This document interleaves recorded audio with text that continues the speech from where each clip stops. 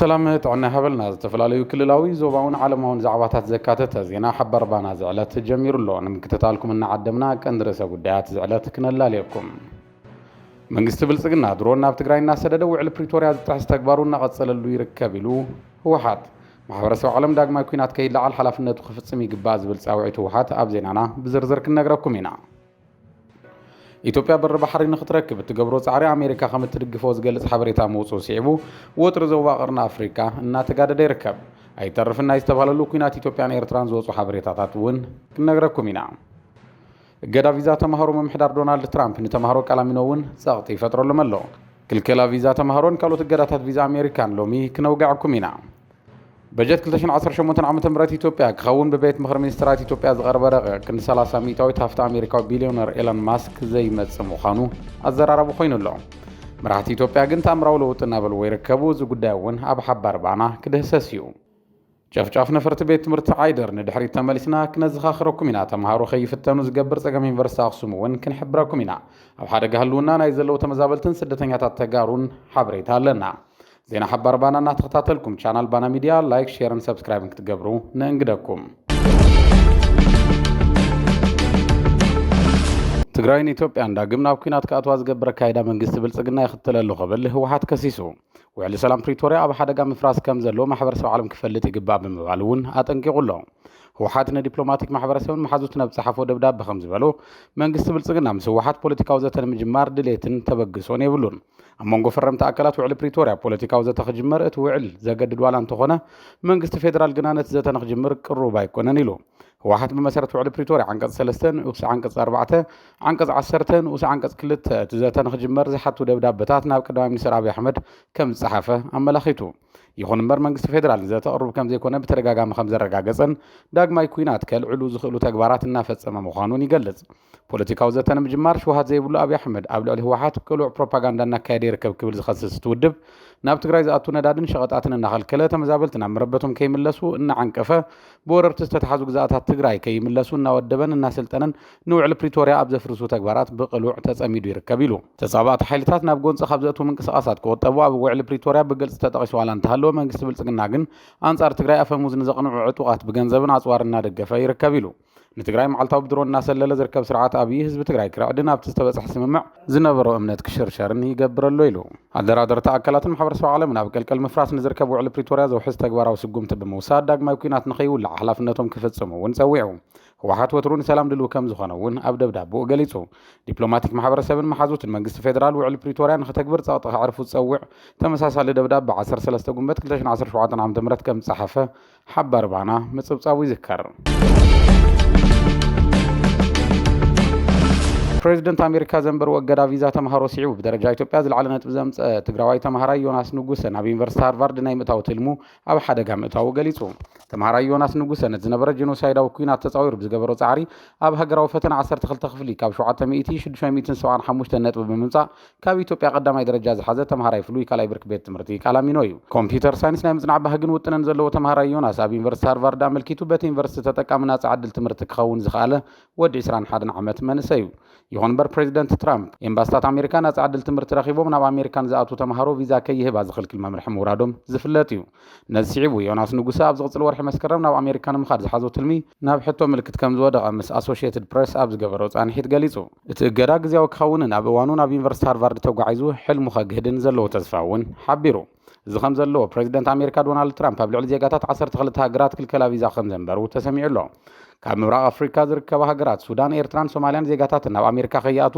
ካብ መንጎ ዝተኸልከለ ሃገራት እየን እገዳ ትራምፕ ብምኽንያት ሃገራዊ ስጋት ድሕንነት ዝተነበረ እንትኸውን ብርክት ዝበሉ ግብረ ሽበራውያን ኣብተን ሃገራት ከም ዘለዉ እዩ ተሓቢሩ እገዳ ዝተነበረለን ዓድታት ድኹም ስርዓት ምፅራይ ዘለዎን ምዃኑ ዝሓበረ ምምሕዳር ትራምፕ ኣሜሪካ ዝለዓለ ተቐልዓነት ስጋት ፀጥታ ካብተን ሃገራት ከም ዘለዋ እዩ ኣመላኺቱ ሊብያ ዴሞክራቲክ ሪፐብሊክ ኮንጎን ቶጎን እውን ብኣሜሪካ ቪዛ ዝተኸልከላ ካልኦት ሃገራት ኣፍሪካ እየን ዩኒቨርሲቲ ኣክሱም ሃገራዊ ፈተና 12 ክፍሊ ዝወስዱ ተማሃሮ ኣብ ቀጽሪ ሽረ እንዳስላሴ ብኮምፒተር ክፍተኑ ከም ዘይኽእሉ ኣፍሊጡ እቲ ዩኒቨርሲቲ ናብ ኣገልግሎት ምዘናን ፈተናን ትምህርቲ ኣብ ዝለኣኾ ደብዳቤ እዩ ነዚ ገሊጹ ኣብ ወርሒ ሰነ 2017 ዓ.ም ኣብ ዝወሃብ ሃገራዊ ፈተና 12 ክፍሊ ኣብ 3 ቀጽርታት ማለት እውን ቀጽሪ ኣክሱም ኮሌጅ ጥዕናን ሳይንስን ቀጽሪ ሽረ እንዳስላሰን ፈተና ከም ዝወሃብ ቤት ኤጀንሲ ኣብ ዝተተሓዘ መርሃ ግብሪ ተነጺሩ ነይሩ።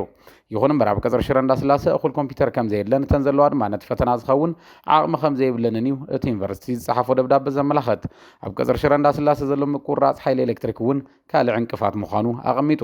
በዚ ድማ ኩሎም ተምሃሮ ናብ ዋና ቀጽሪ ዩኒቨርሲቲ ኣክሱም ተጓዒዞም ብኮምፒተር ወይ ድማ ብወረቐት ንኽፍተኑ በጀት ክትሓዘሎም ዩኒቨርሲቲ ኣክሱም ሓቲቱ ኣሎ። ኣብ ትግራይ ዝተፈጸመ ጄኖሳይዳዊ ኩናት ንዩኒቨርሲታት ተሓዊሱ ኣብ ትግራይ ዝርከባ ትካላት ትምህርቲ ክዓንዋ ከም ዝገበረ ዝዝከር ኮይኑ ብሰንኪ ዘይምልኡ ትግበራ ውዕሊ ፕሪቶርያ እውን እተን ትካላት ትምህርቲ ናብ ምሉእ ስራሕቲ ዳግመ ሕውየት ክኣትዋ ከም ዘይከኣላ እናተገለጸ ምምፁ ዝፍለጥ እዩ። ኣብ ሃገረ ሱዳን መጽለሊ ስደተኛታት ተጋሩ ኦም ጉርጃ ዝተወልዐ ሓደጋ ባርዕ 12 መጽለሊ ኣጉዶ ምስ ንብረቱ ኣቃጺሉ። ኣብ ሃገረ ሱዳን ክልል ገዳሪፍ ዝርከብ መጽለሊ ስደተኛታት ተጋሩ ዝተፈጥረ ሓደጋ ባርዕ ካብ ሓደ ቀሊል ጉድኣት ወጻኢ ኣብ ልዕሊ ህይወት ሰብ ጉድኣት የብጽሕን። ኣብ ሕድሕድ መጽለሊ ዝነበረ ንብረት ገንዘብን ጥሪትን ግን ሙሉእ ብምሉእ ከም ዝተቓጸለ ተረጋጊጹ። በዚ ባርዕ ሓዊ ልዕሊ 10 ኩንታል ሰሊጥ፣ ልዕሊ 15 ኩንታል መሸላ፣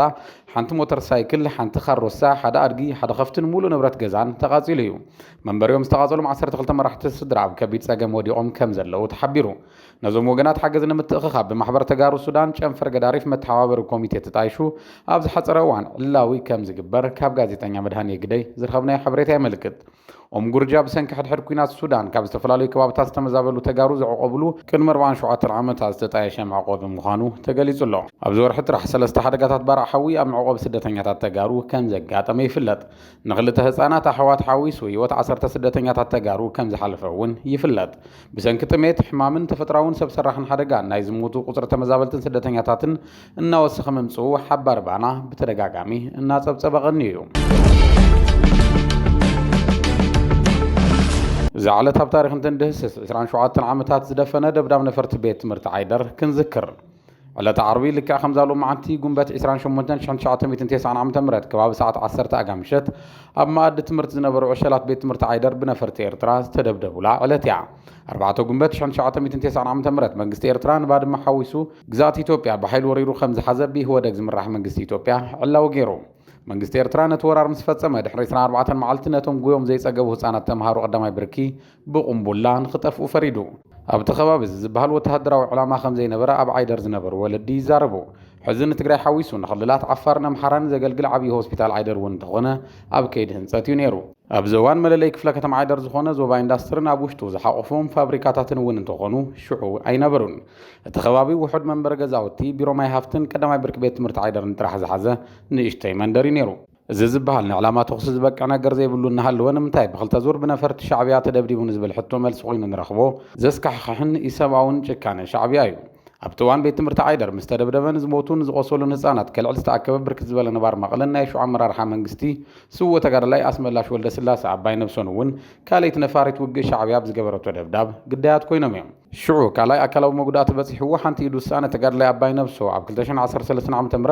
ብልፍንታዊ ሓይሊ ሻዕብያን ብልፅግናን ከም ዝተቐተለ ይዝከር። መንግስቲ ሻዕብያ ኣብ ልዕሊ ትግራይ ብሰንኪ ዘለዎ ጽልእነት ግፍዕ ንምድጋም 20 ዓመት ዝተጸበየ ጨፍጫፍ ስርዓት ከም ዝኾነ ዝዛረቡ ወገናት ብስርዓት ብልፅግና ተዓዲሙ ኣብ ትግራይ ካብ ዝፈጸሞ ግፍዕ ብተወሳኺ ኣብ በዓል መስቀል 2015 ዓ.ም ኣብ ከተማ ዓዲ ዳዕሮ ዘስካሕክሕ ደብዳብ ነፈርቲ ተካይዱ ንተጋሩ ጨፍጪፉ ከተማ ከም ዝዓነወ የዘኻኽሩ። ስርዓት ሻዕብያን ህዝቢ ትግራይ ንኽጠፍእ ዝፈጸሞም ግፍዓዊ ተግባራት ደሚቖም ዝተጻሓፉ ዋላ እንትኾኑ ሕዚ ግና ብልቡ ዲቡ ጉርሑ ምስ ትግራይ ጽቡቕ ርክብ ንምፍጣር እናፀዓረ ምዃኑ ዘመላኽቱ ተርእዮታት የጋጥሙ ኣለዉ። ስርዓት ሻዕብያ ካብ ኢትዮጵያ ዝነቅል ስጋት ህልውና ስለ ዘጋጥሞ እዩ ጽምዶ ዝብል ፕሮጀክት ጀሚሩ ዘሎ ዝብሉ ኣካላት ናይ ማንደላይ ሰላም እንተኾይኑ ዝወረሮ መሬት ትግራይ ክለቅቕን ኣብ ልዕሊ ትግራይ ብተደጋጋሚ ዝፈጸሞ ግፍዒ ብዕሊ ቅሬታ ሓቲቱ ክኽሕስን ይግባእ ይብሉ። ምስ ኤርትራ ርክብ ይፈጥረሉ ተባሂሉ ብተደጋጋሚ ኣጀንዳ ሚድያታት ዝኾነ ህወሓት ርክብ ከም ዘይጀመረ ምስ ጎረባብቲ ሰላማዊ ርክብ ንምፍጣር ድሌት ከም ዘለዎ ግን ሓቢሩ እዩ። ምስ ኤርትራ ዝግበር ርክብ እንተሃልዩ ግን ንጉዳይ ተሓታትነት ንጎኒ ዝገድፍ ከም ዘይኸውን ኣባል ፈጻሚ ስራሕቲ ውድብ ዶክተር ኣብርሃም ተኸስተ ምዝራቦም ይዝከር። ካቢኔ ስርዓት ብልጽግና ኣስታት 2 ትሪልዮን ብር ዝኸውን በጀት ን2018 ዓመተ ምህረት ከም ዝሓዘ ኣፍሊጡ ቀዳማይ ሚኒስትር አብይ አሕመድ ጉዕዞ ብልጽግና ነሳልጦ ኣለና ይብል ኣብ ቅድሚ ሚድያ ቀሪቡ መግለጺ ክህብ ዘይደፍር አብይ አሕመድ ኣብ ናይ ባዕሉ ሚድያ ቀሪቡ ብዘይ መጓት ዝሃቦ መብርሂ ብተመሳሳሊ ሰዓት ኣብ ኩለን ጣብያታት ቴሌቪዥን መንግስቲ ክሓልፍ ተገይሩ እዩ ኣብቶም ዝሓለፉ 7 ዓመታት ዘመነ ስልጣን ብልጽግና ተኣምር ዝተባሃሉ ለውጥታት ኣመዝጊብና ኢና ዝበለ አብይ አሕመድ ኣብ ኣዲስ ኣበባ ንዝተተኸለ መብራህቲ ጎደና እናሓሰበ ዘውግዕ ነይሩ ብምባል ብዙሓት ከላግጽሉ ተራዮም ስርዓት ብልጽግና ዝተረከባ ኢትዮጵያ ሰላም ኣሳኣነትን ኣብ ልዕሊ ትግራይ ጄኖሳይድ ዝፈጸመትን ኮይና እያ ውሽጣዊ ገጽታት ዝበራኸቱላ ኢትዮጵያ ዜጋታታ ብዓረርን ድሮንን መዓልታዊ ትስእን ዓዲ ምዃና ማዕኸናት ዜና ዓለም ዘረጋግጾ ዘለዎ ሓቂ እዩ ንጄኖሳይድ ኩናት ትግራይ ኣጽዋራት ንምዕዳግ ዝወፀ ቢልዮናት ዶላር መጠን ዕዳት ሃገር ኣዝዩ ወሲኹ እዩ ብሰንኪ ስርዓት ብልጽግና ነፍሲ ወከፍ ኢትዮጵያዊ ተሸካሚ $570 ዕዳግ ክኸውን ዝተገደደሉ ኩነታት ከም ዝተፈጠረ ኣብ ቀረባ እዋን ጋዜጣ ሪፖርተር ዘውፅኦ ጸብጻብ ኣረጋጊጹ እዩ ፓርክታት ኢንዳስትሪ ፈጢረንዎ ዝነበራ 71,000 ዕድል ስራሕ ኣብ ልዕሊ ትግራይ ዝወልዖ ኩናት ስዒቡ ብሰንኪ ሳኑ ናጻ ዕድል ንግዲ ኣጎዋ ናብ 10,000 ክወርድ ተገዲዱ ንቀዳማይ ሚኒስትር ኢትዮጵያ ዝሓተተት ጋዜጠኛ ኣብ ቅድሚኡ ኮይና ርእሳ ከም ምንቕናቕ ወጻኢ ሰብ ሞያ ጥዕናን መምህራንን ጠሚና ኢሎም መዓልታዊ ዝስለፉላ ኢትዮጵያ ብኸመይ ኣብ ተኣምራዊ ዕቤት ትርከብ ኢላ ተሓትት ኣይነበረትን አብይ አሕመድ ዝመርሓ ኢትዮጵያ ኣብ ጉዳይ ሱዳንን ሶማልያን ኣትያ ትሕምዙቕ ምስ ጎረባብታ ዘይትሳነ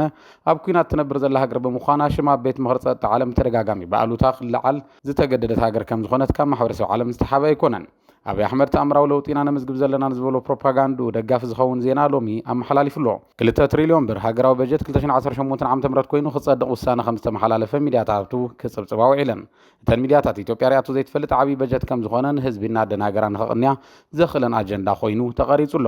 እቲ በጀት 2 ትሪልዮን ክኸውን ዝኸኣለ ቁጠባ ኢትዮጵያ ስለ ዝዓበየ ዘይኮነስ ዓቕሚ ምግዛእ ብር ኣዝዩ እናተዳኸመ ብምምጽኡ ምዃኑ ሰብ ሞያ ቁጠባ ይገልጹ በብግዚኡ እናወሰኸ ዝመጽእ ዘሎ ዋጋ ዶላር መዓልታዊ ተመኑ ኣብ ውድድር ዝተመስረተ ስለ ዝኾነ ሎሚ ካብ ዘለዎ 156 ብር ኣብ ዝቕጽል ዓመት ኣዝዩ ክውስኽ ከም ዝኽእል ድማ ይሕብሩ ሕዚ ብዘሎ መዕደግ ዋጋ ዶላር እንተሪእና ናይ 2018 ዓ.ም በጀት ኢትዮጵያ 12 ቢልዮንን 852 ሚልዮንን ዶላር እዩ ዝኸውን እዚ ድማ ምስ በዓል ሃፍቲ ኣሜሪካ ኤለን ማስክ ዝመጣጠን ኣይኮነን መጠን ሃፍቲ ወናኒ ቴስላ ካምፓኒ ኣሜሪካዊ ኤለን ማስክ 381 ቢልዮን ዶላር እዩ 130 ሚልዮን ህዝቢ ዘለዋ ኢትዮጵያ ግን በጀታ ክንዲ 30 ሚታዊት ሃፍቲ ሓደ ውልቀ ሰብ ዋላ እንትኾነ መንግስቲ ብልጽግናን ሚድያታቱን ግን ኣብ ተኣምራዊ ዕብየት ኢና ዘለና ይብሉ ብርግጽ አብይ አሕመድ ንኢትዮጵያ ብልክዑ ከም ሰፊያ ልሂቃት ተዓድውን እንትኾኑ ኣብ ዓንኬል መራሒ ብልጽግና ከም ዝኣተውን ብምግላጽ ኢትዮጵያ ተስፋ ከም ዘይብላ ኣብ ቀረባ እዋን ፋውንዴሽን ሰላም ዓለም ኣብ ዘውፅኦ ሓተታ ምግላጹ ይዝከር ኢትዮጵያ በር ባሕሪ ንምርካብ ንትገብሮ ጻዕሪ ኣሜሪካ ከም እትድግፍ ኣምባሳደር ኣሜሪካ ኣብ ኢትዮጵያ ኤርቪን ማሲንጋ ተዛሪቦም ክብላ ሚድያታት ኢትዮጵያ ጸብጺበን ኣለዋ ኣምባሳደር ኣሜሪካ ብኢትዮጵያ ኤርቪን ማሲንጋ ተዛሪቦም ዝተባሃለ ቅዋም ኣሜሪካ ብዕላው ድረገጽ እቲ ኤምባሲ ዛጊድ ኣይተገለጸን ዓሰብ ናይ ምውራር ድሌት ኢትዮጵያ ብኣሜሪካ ከም ዝድገፍ ዝገልጽ መልእኽቲ ኣምባሳደር ኤርቪን ማሲንጋ ሓቂ ዝኾነሉ ዕድል ሰፍሐ ምዃኑ ግምቶም ዘቐምጡ ብዙሓት እዮም